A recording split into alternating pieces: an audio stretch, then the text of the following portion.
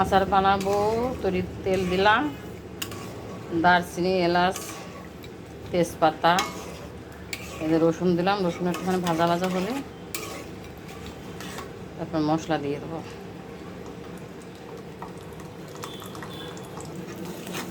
আদা রসুনের পেস্ট দিলাম,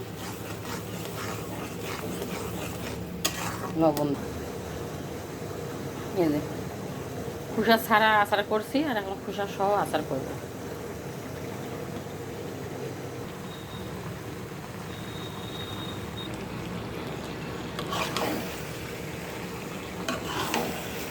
আমের খোসা সহ আচার হয়ে গেল।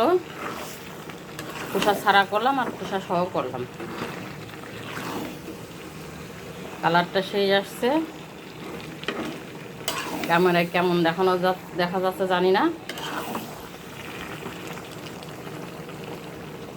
আপনারা সব জানাবেন কেমন হলো।